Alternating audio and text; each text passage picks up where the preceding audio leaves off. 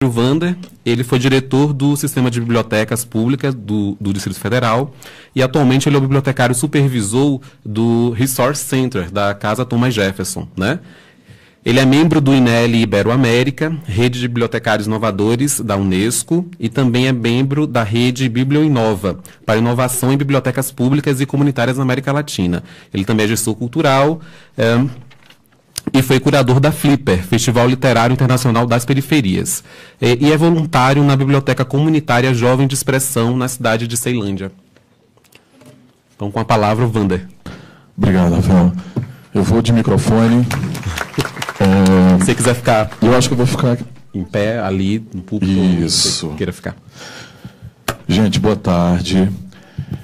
Desculpem ter entrado no meio da coisa, já ter começado.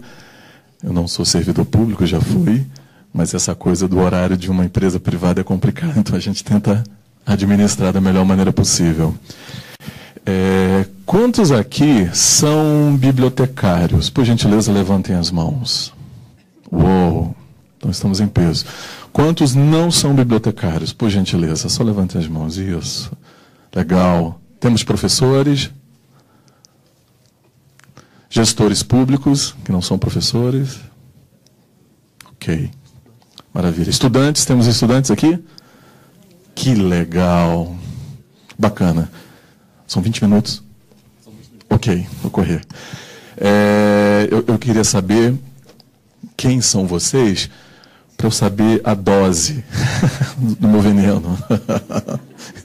Se eu não podia destilar. Eu sei que nós teríamos alguns parlamentares no primeiro momento aqui, então eu fiquei preocupado. Falei, será que a gente lavar roupa suja perto dos parlamentares é legal? Não, não é legal. Então, eu fiz assim, mas eu precisava saber quem são vocês para que a gente pudesse dialogar. Isso que eu estou me propondo, um bate-papo, um diálogo. Eu não sou pesquisador. Se eu pudesse dizer que eu sou alguma coisa, eu sou comentarista. Não é de esporte, mas eu sou comentarista. Gosto de estudar o que está acontecendo na biblioteconomia, gosto de entender, principalmente áreas de biblioteca pública e biblioteca escolar, que para mim são absolutamente transversais. E são aonde eu atuo, é onde eu transito. E eu coloquei esse título provocativo, e que para muita gente eu não sei, se vocês conhecem a referência, precisamos falar sobre o Kevin, Ilações de Bibliotecário no Divã. Pode passar, por gentileza? É uma brincadeira, um trocadilho com esse filme do We Need to Talk About Kevin, que é uma adaptação de um romance perturbador, né, de uma autora norte-americana. E eu gosto da referência do filme, porque ele é mais visual, mas que vai contar a história de uma criança, de uma família, e uma criança que nasceu e tinha um comportamento muito estranho. E a relação dessa mãe com essa criança foi complicada e conturbada durante toda a adolescência dele, e culminou que não havia diálogo, não havia conversa, não havia aprofundamento para saber o que estava acontecendo para o comportamento daquela criança ser assim, e acabou que essa criança causou um massacre numa escola, matando várias crianças, né? E é muito complicado. É pesado? É pesado. Mas eu queria brincar com essa referência porque nós precisamos falar sobre a biblioteconomia. E esse papo já vem há algum tempo. A gente começou com rumores e eu estou percebendo que agora as coisas estão começando a ganhar eco. Mas elas não podem só ganhar eco, elas precisam se tornar movimento. Pode passar, por gentileza? Para quem não me conhece, eu já falei, não sou pesquisador, eu atuo na área de biblioteca pública e escolares. O grupo do qual eu faço parte no INEL Ibero-América, que é um projeto da Unesco, a gente vai para o 3º encontro esse ano, e a gente está propondo fazer cooperação ibero-americana, cooperação mesmo, de bons projetos, boas práticas, boas ideias para bibliotecas públicas. Atualmente eu estou na Casa Thomas Jefferson, trabalho monitorando os resource centers deles, que são nossas antigas bibliotecas, não se chamam bibliotecas mais para nós, acho isso genial. Tenho arguição para isso. Eu queria destacar a Liga Bibliotecária, que a Janice falou, porque é uma coisa que surgiu em resistência a uma situação muito complicada de liberdade de expressão, e eu estou falando da nossa classe, não estou me referindo só às pessoas que saíram às ruas para se manifestar e causaram os mais diversos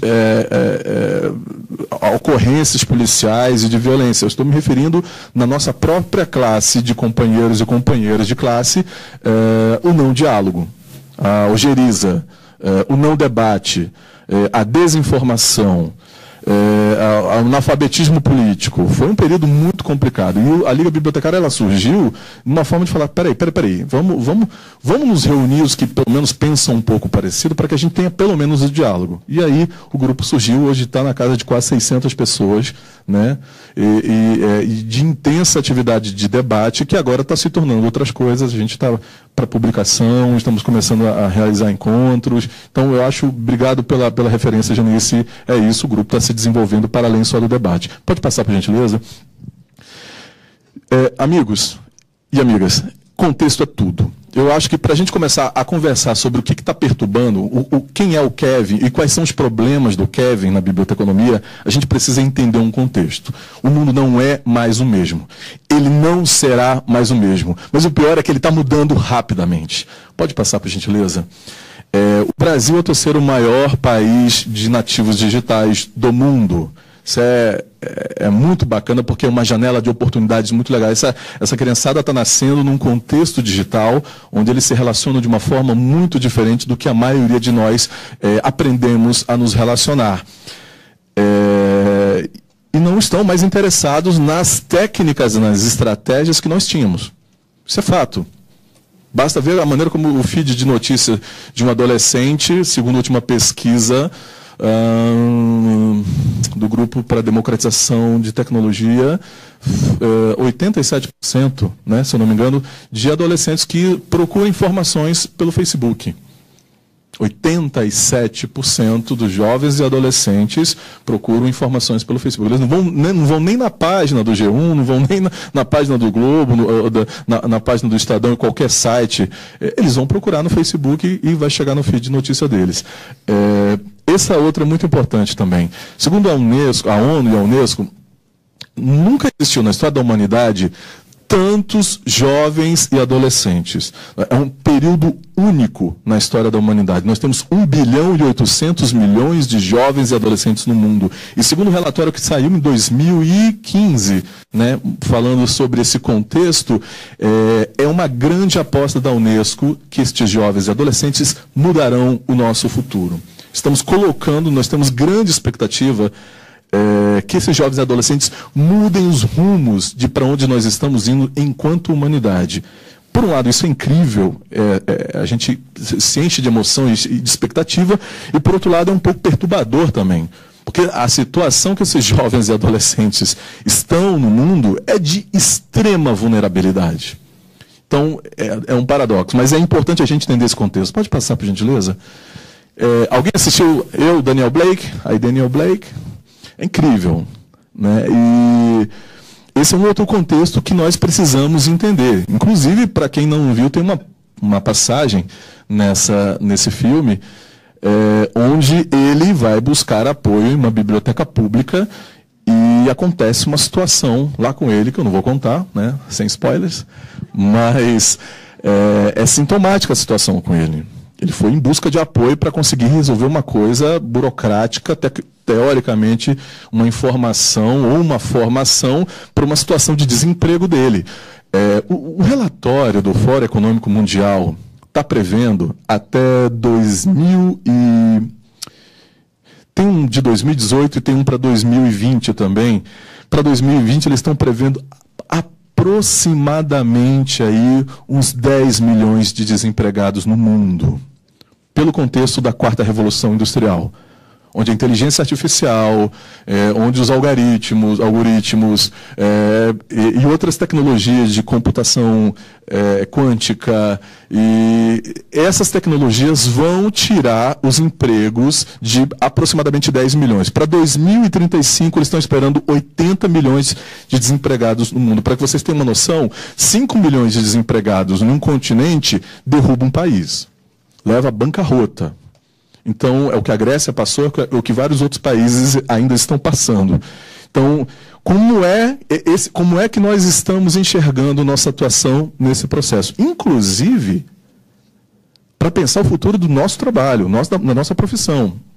Escrevi, como eu sou comentarista, mas eu me valho dessas pesquisas, eu escrevi um artigo falando sobre a quarta revolução industrial e a biblioteconomia.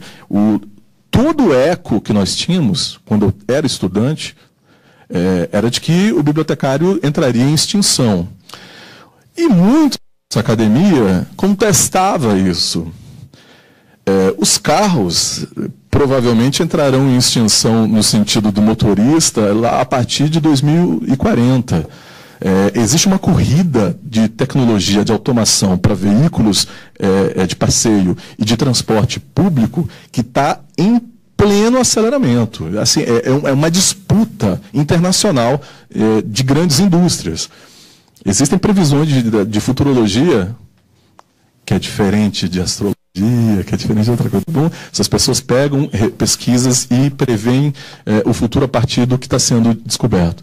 Que estão prevendo que realmente nós teremos muitos desempregados, porque a quarta revolução industrial tomará esses postos de trabalho de pessoas que desempenham atividades que são repetitivas, que são braçais, que não têm qualidade intelectual, não têm atividade intelectual, elas são repetitivas. O fenômeno da convergência é uma outra coisa que a gente precisa entender, já está acontecendo agora. Nós temos, ao mesmo tempo, o som, a imagem, a foto, o texto, tudo junto, misturado, e isso tende a ficar muito mais forte nos próximos anos. Pode passar, por gentileza? Pensando no Brasil, e pensando já um pouquinho, trazendo para a nossa casa o contexto da educação, eu nem falei do contexto da educação no mundo, que também é um pouco perturbador. Essa pesquisa que foi feita pelo Grupo Porvir, ela entrevistou 132 mil jovens. Jesus Christ, não tem mais tempo, ok. 10 minutos, tá vendo, gente? Eu não sou o Superman, eu não estou enxergando, né? Mas essa pesquisa ela é muito bacana porque ela entrevistou 132 mil jovens em todas as regiões do Brasil e ela colocou, aquelas são as tags, são as palavras que mais se repetiram. Né? O que eles esperam de uma educação para os alunos de Fundamental 2 e ensino médio? Criatividade, mão na massa, tecnologia e vários outros termos. O que, diga-se de passagem, não é a nossa realidade. E, diga-se de passagem, não é a realidade de muitos dos países no mundo. Pode passar, por gentileza? Mas então, o que tem a ver, o que tem errado? Qual o problema do Kevin? E aí eu vou me ater à biblioteca pública e escolar. Apesar de achar que também todas as outras áreas e vertentes da biblioteconomia são transversais. Pode passar, por gentileza?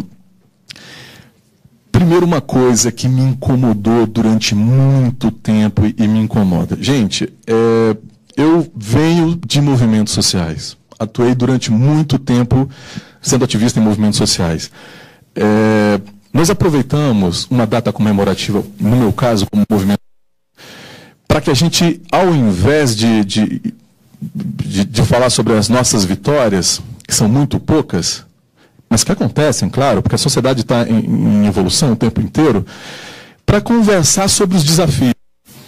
E é por isso que eu me propus a falar sobre o Kevin. É por isso que eu me propus a provocá-los fraternalmente, claro. Quantas andam a biblioteconomia nossa?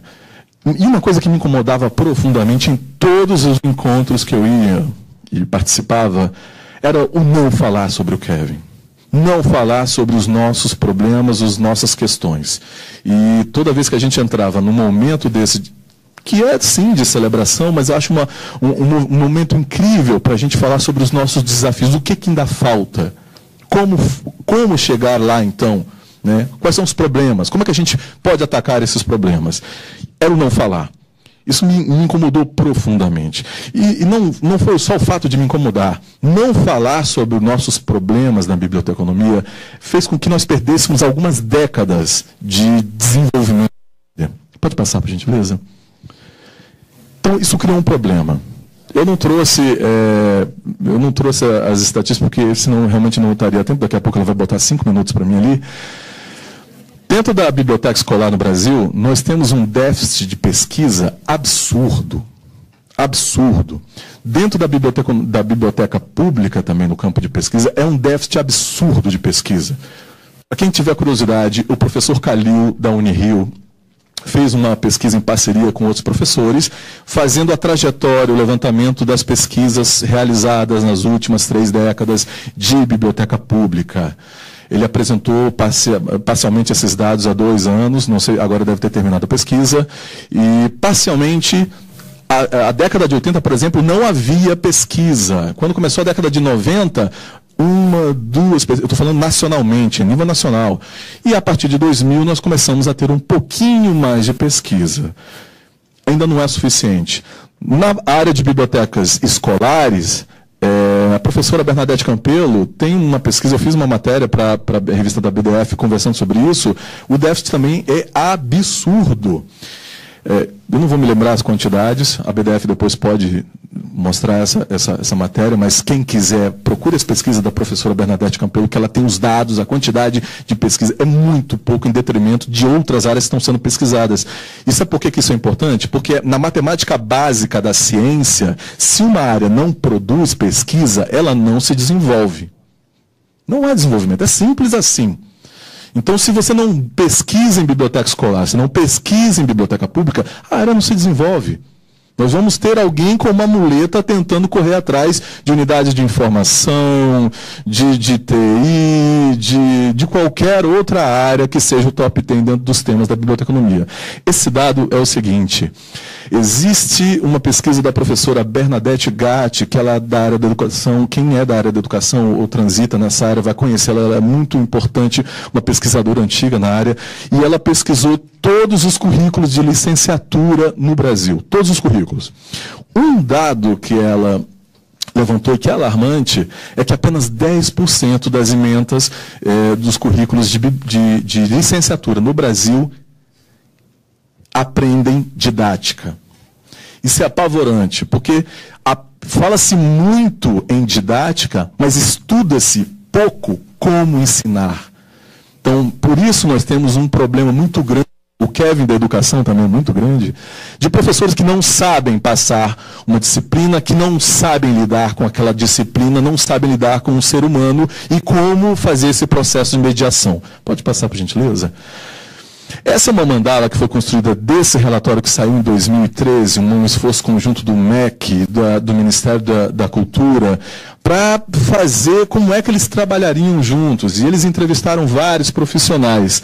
Vocês não vão visualizar ali, mas na mandala, onde está a parte de bibliotecas escolares, existe uma demanda muito grande por uma necessidade de formação. Esses profissionais já sentem, enquanto gestores públicos, que não têm formação para atuar em bibliotecas públicas e escolares. Pode passar, por gentileza.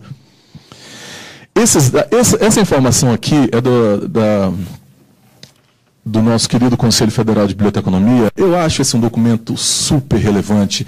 Aconselho os senhores e senhoras a analisarem esse documento com textos formativos e operacionais das bibliotecas escolares e públicas brasileiras. Eu não vou ler o que eu transcrevi, basta dizer que eles rodaram o Brasil numa série de encontros, uma série de debates com professores, profissionais e alunos, e é unânime a reivindicação de que falta muito nos nossos currículos de biblioteconomia. E nesse momento eu começo a fazer a minha destilação de veneno. Do bem, fraternalmente. Estamos falando aqui de universidade, gente. Pode passar, por gentileza. Nós estamos falando de um momento estratégico, fundamental e essencial para uma série de questões que estão nos atormentando enquanto profissionais agora. Se nós temos bibliotecários que passam 5, 6, 10 anos numa instituição pública até entender o modus operandi da administração pública, é porque nós não vimos, e muito menos passou em algum momento, pensar, estudar a gestão pública e a administração pública num curso de biblioteconomia. Basta pensar rapidamente que nós estamos no Distrito Federal. O curso daqui tem mais ou menos uns 50 anos, é isso? Comemorou? 63? 63, um pouquinho mais velho ainda. E nunca pensamos na capital administrativa do país em ter uma disciplina obrigatória de gestão pública. Nunca passou pela cabeça de ninguém que o serviço público aqui no Distrito Federal é um dos maiores empregadores com concurso? Pode passar, por gentileza? Essa daqui. Essa daqui é o seguinte, são recomendações do próprio documento, que eu também acho muito legal, e que eu não quis trazer recomendações minhas ou pensar como agir, porque ele sintetizou muito do debate que a gente já vem fazendo. A universidade precisava, mas agora a gente está falando precisa, porque o nosso tempo também é muito curto, pensando no futuro do trabalho. Como é que nós vamos dar uns 180 graus na nossa educação para a biblioteconomia? Pode passar. Eu deixo duas dicas fraternas para vocês. A gente pode conversar mais depois no debate. Adoraria conversar sobre isso. O primeiro é o seguinte, gente. De tudo que a gente já viu de história da biblioteconomia e de que eu vi fora do país também, o nosso radical ainda é conservador, extremamente conservador. Seja aqui em Singapura, seja no Canadá, ou seja em qualquer lugar no Japão, nosso radical ainda como bibliotecários é conservador. Então qualquer ação que você julgue ser muito futurista para o seu modus operandi, para a instituição que você trabalha, ainda é conservadora. E meu grande conselho é: pense para frente. Se você falar que, nossa, eu estou indo para frente, não, tenho que ir mais, porque nós ainda somos no cerne conservadores. E a próxima, por gentileza, parece uma piada, parece uma brincadeira, mas se formos pensar o que todos os documentos que estão falando sobre o futuro da educação, o futuro do trabalho na biblioteconomia, com 100%, em alguns casos, 99% de risco de extinção, dizem, é que quem não se movimentar vai entrar para a extinção. Quem não sair do lugar, quem não ousar, será engolido. Estará morto, profissionalmente falando.